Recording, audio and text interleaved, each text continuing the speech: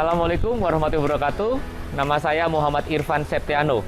Saya adalah mahasiswa PPG Daljab 2021 Program Studi Biologi Universitas Galuh.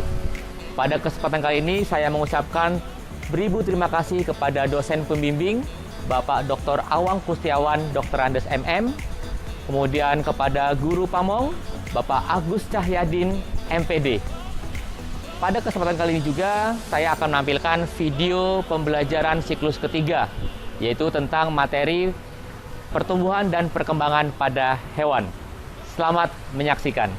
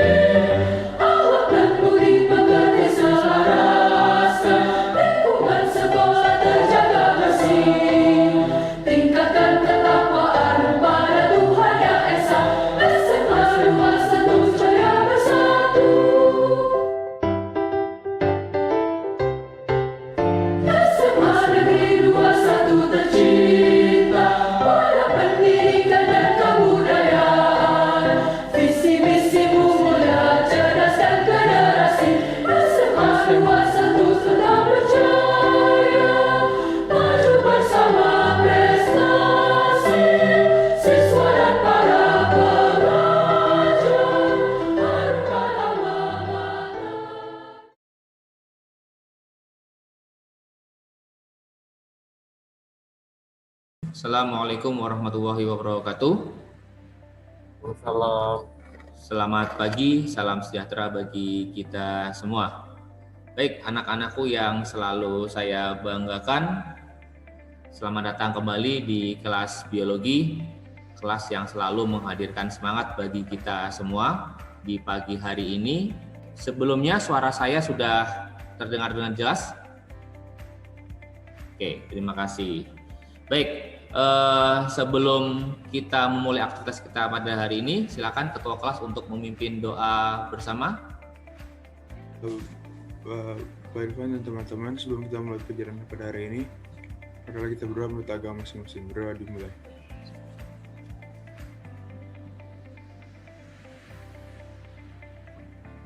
Berdoa selesai. Saya akan cek dulu keajaran kalian ya.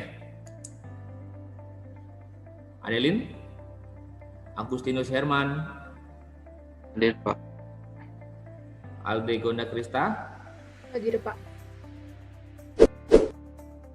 Di pertemuan sebelumnya kita telah mempelajari mengenai proses faktor-faktor yang mempengaruhi pertumbuhan dan perkembangan pada tanaman. Ya, ada dua faktor, yaitu faktor internal dan faktor eksternal. Nah, kita review ya. Siapa? Anabel, Pak. Anabel, oke, juga, sebut nama Anabel ya.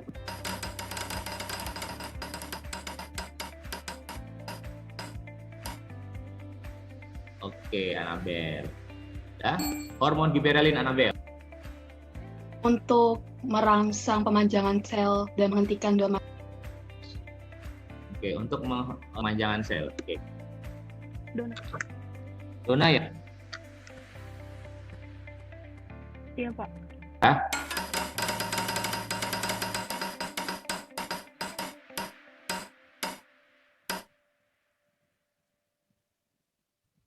Oke.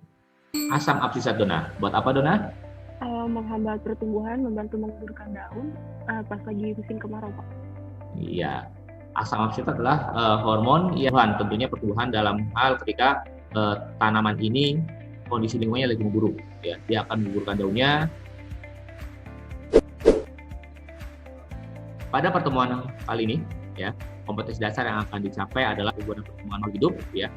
Yang tumbuhan kita sudah pelajari pada pertemuan sebelumnya. Hari ini indikatornya adalah menganalisis. Sekarang giliran hewan.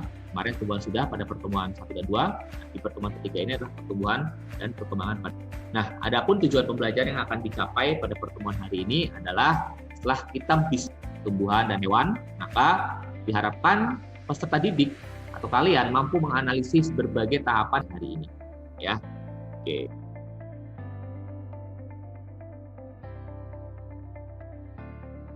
Pada kesempatan kali ini kita akan menyangkut pertumbuhan dan perkembangan pada hewan. Video ini saya ambil dari YouTube.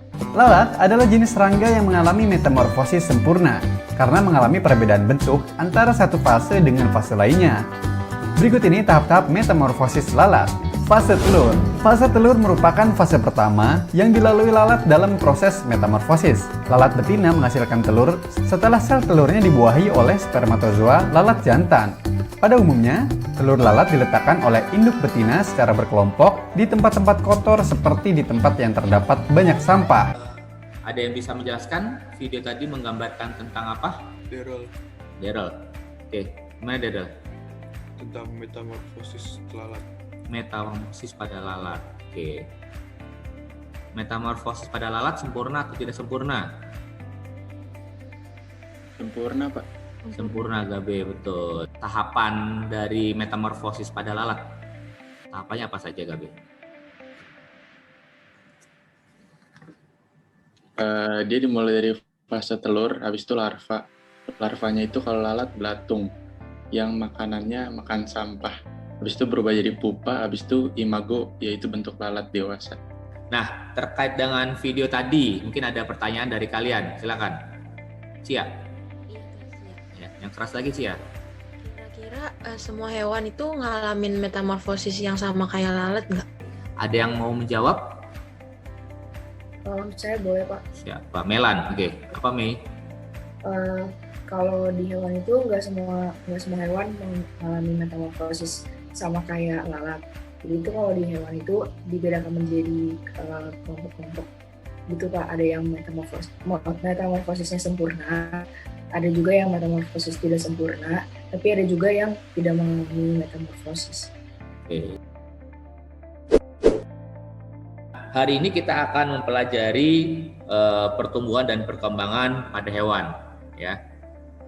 Ada berapa tipe sih? Ada berapa macam sih pertumbuhan dan perkembangan pada hewan? Ocha. Oke, silakan, Cak. Pertumbuhan dan perkembangan pada hewan itu dibagi menjadi dua, yaitu pertumbuhan embrionik dan pasca embrionik. Oke, pertumbuhan embrionik dan pertumbuhan pasca embrionik. Yang itu yang akan kita pelajari pada hari ini, Ocha, ya. Hari ini kita akan mempelajari pertumbuhan pada hewan, yaitu yang pasca embrionik dan embrionik. Sebelum masuk ke diskusi kelompok, saya akan memberikan pertanyaan pengantar kepada kalian, ya. Mungkin ada yang bisa menjawab perbedaan antara pertumbuhan dan perkembangan pada tumbuhan dan hewan, apa sih perbedaannya? Saya boleh, Pak? Siapa? Axel. Ya, Pak. Oke, silakan Axel. Kalau dari saya pertumbuhan dan perkembangan pada tumbuhan dan hewan itu bisa berbeda karena tumbuhan itu memiliki dinding sel, sehingga pertumbuhan dan perkembangannya pasti lebih teratur dibandingkan hewan. Karena hewan selnya tidak memiliki dinding sel, sehingga pertumbuhan dan perkembangannya bisa lebih tidak teratur. Oke. Ya, ada yang mau menambahkan lagi atau menyanggah dari Axel? Nah, coba kita bayangin dulu ya sebelum masuk ke diskusi kelompok. Coba bayangin dulu. Kalian kemarin udah belajar pertumbuhan atau perkecambahan. Ya. Pada pertemuan pertama, kalian sudah belajar mengenai perkecambahan. Nah, perkecambahan itu diawali dari biji. Apakah ketika biji tumbuh menjadi kecambah itu sudah muncul semua organnya? Sudah? Apa, Anabel? Sudah belum, Anabel? Belum, Pak. Belum. Yang muncul pertama kali apa, Anabel? Yang kamu ingat? Akar bukan, Pak? Atau Akar, ya, ada muncul akar, kemudian plumula dan sebagainya. Tapi kalau pada hewan, coba misalnya bayi kamu lahir dulu, sudah lengkap belum organ-organ kamu, Anabel? Sudah, Pak. Sudah. Nah, itu salah satu perbedaannya, Axel, ya, salah satu perbedaannya. Di kegiatan diskusi kelompok ada dua kegiatan atau dua aktivitas. Aktivitas pertama adalah mencari permasalahan-permasalahan terkait dengan pertumbuhan dan perkembangan pada hewan.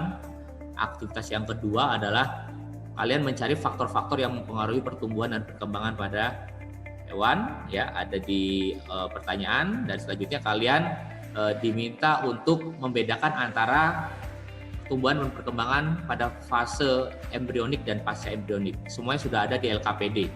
Ya. Nah, saya berikan waktu kalian untuk berdiskusi kelompok selama kurang lebih 20 menit. Ya, nanti saya akan keliling di masing-masing kelompok. Setelah itu keluar dari kelompok dan kita akan berdiskusi di dalam kelas. Oke, ada pertanyaan di sini? Oke, silakan masuk ke room masing-masing. Kalau yang belum bisa nanti bilang ke saya masukkan ke kelompok berapa. Oke. Contoh permasalahan kayak gini Pak, boleh Pak? Pertumbuhan dan perbedaan pertumbuhan dan perkembangan pada hewan itu apa saja? Apa? Gitu. Jadi kan pertumbuhan apa artinya beda, perkembangan artinya beda. Boleh. Terus apa lagi? Kalau yang berikutnya? Kalau saya ini cara pertumbuhan dan perkembangan hewan pada saat fase embrionik, dapat isinya atau apa yang dari mana. Ini Pak, cara pertumbuhan dan perkembangan hewan pada saat masih fase embrionik, mendapatkan nutrisi dan perlu atau hidupnya kan dari induknya. Nah, itu dijelasin. Oke, gimana coba? Yang udah ketemu. Ya, sama ini selalu kamu lihat, coba cari gambar perbandingan embriologi pada hewan. Nanti kamu lihat ada fase yang sama, ada fase yang beda pada beberapa hewan. Misalnya manusia, ikan, burung dan sebagainya. Itu ada fase yang sama, tapi ada udah pada fase keberapa itu ada yang ada perbedaannya. Ya.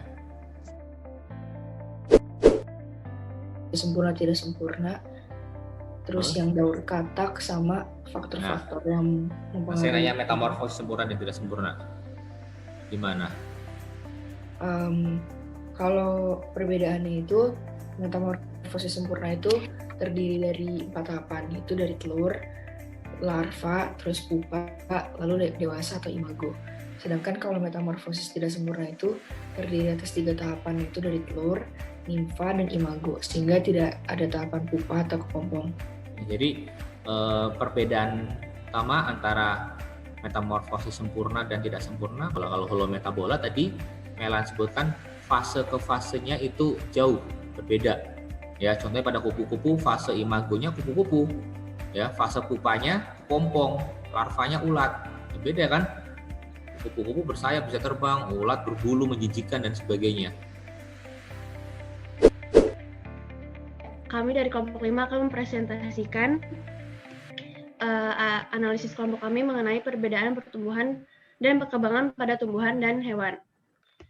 Nah, yang pertama, kalau pertumbuhan dan perkembangan hewan itu dibagi menjadi 2, embrionik dan pasca embrionik. Kalau masa embrionik itu terjadi ketika hewan berada di dalam telur atau kandungan, di mana perkembangan hewan berupa organ dan bagian tubuhnya sehingga menjadi lengkap. Lalu pasca embrionik itu pas mereka lahir atau menetas. Ada yang bermetamorfosis, ada juga yang meninggi dan membesar fisiknya. Sementara kalau pertumbuhan, prosesnya langsung ke kalau tumbuhan itu lebih ke bagian-bagian tubuhnya. Seperti pas berkecambah, tumbuh mulai akar, lalu batang, baru daun, kemudian bibit. Iya. Oke, silakan Nona. Kalau misalnya di kemarin kan pertumbuhan perkembangan tumbuhan ada faktor penghambatnya. Nah, kalau misalnya di hewan ini, kira-kira faktor penghambatnya itu apa aja? Kalau hewan itu kan dia sumber nutrisi utamanya itu dari apa yang dia makan, apa yang dia konsumsi. Jadi menurut saya salah satu faktor penghambat pertumbuh kembangnya hewan itu kalau dia kekurangan makanan yang bernutrisi, karena dia bisa kekurangan nutrisi jadinya pertumbuhan dan perkembangannya terhambat. Ya, internal sama yaitu meliputi gen dan hormon. Eksternal ada beberapa, tadi yang disebutkan oleh Gracia adalah nutrisi salah satunya. Ya. Hormon dan gen juga bisa jadi penghambat pertumbuhan dan perkembangan. Ya. Defisiensi hormon, ya salah satunya adalah hormon STH. Kalau udah belajar di kelas 11 tentang hormon, ada somatotropik hormon. Ya, kalau kekurangan hormon STH, dampaknya apa? Ada masih ingat nggak? Yuk. Jadi kerdil, Bu. Betul, Anabel, jadi kerdil. Selamat pagi semuanya. Pada kesempatan kali ini kami di kelompok 3 mau membahas tentang aktivitas 2 di LKPD.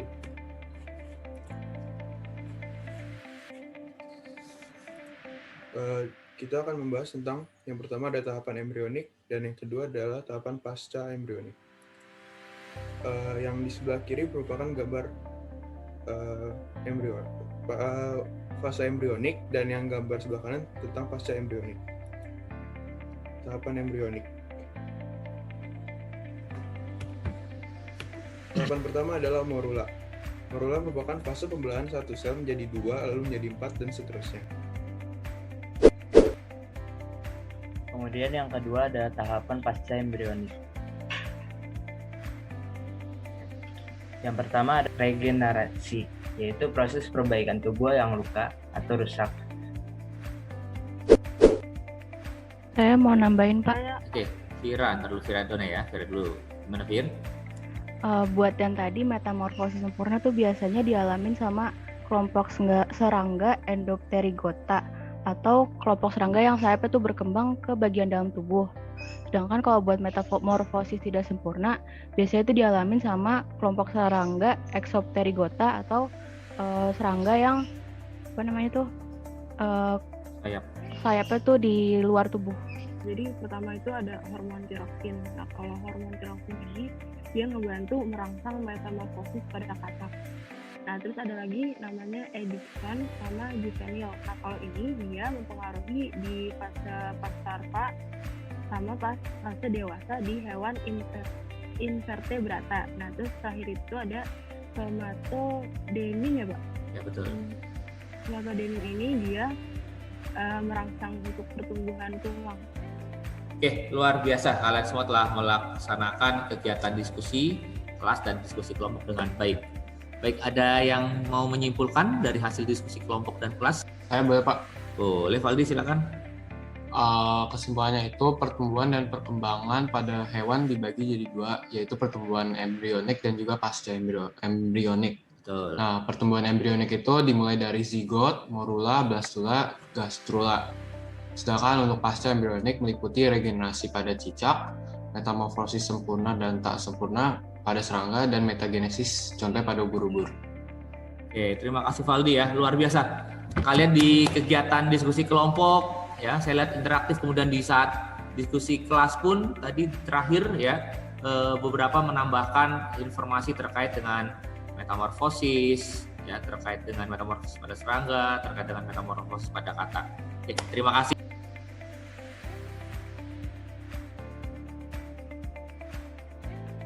Dari refleksi hari ini, akhirnya pada kegiatan hari ini saya tahu Pak, kalau misalkan lalat juga melakukan metamorfosis. Terus hewan-hewan lain juga melakukan pertumbuhan pasca embrionik. Ya, terima kasih Gabe ya, semuanya berjalan dengan lancar. Kalian juga luar biasa hari ini ya, aktivitas kita hari ini berjalan dengan lancar, luar biasa. Kelompok diskusi kelompok berjalan dengan baik. Kemudian tadi yang kelompok Melan, kelompok 2, saya memberikan apresiasi yang luar biasa karena detail ya, faktor-faktor yang mempengaruhi pertumbuhan dan perkembangan dijelaskan oleh detail oleh kelompoknya Melan.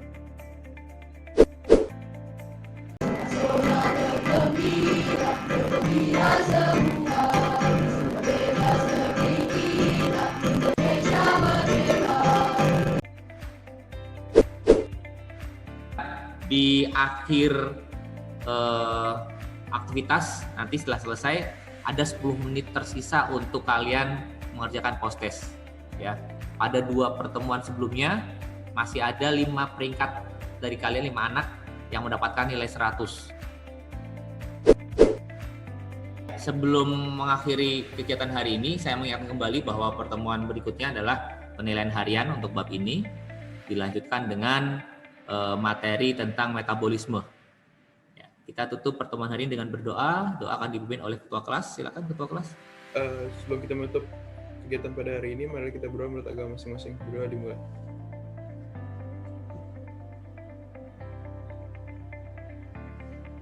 Berdoa selesai. Terima kasih. Assalamualaikum warahmatullahi wabarakatuh. Dadah. Terima kasih Pak. Makasih banyak Pak. Terima kasih, Pak.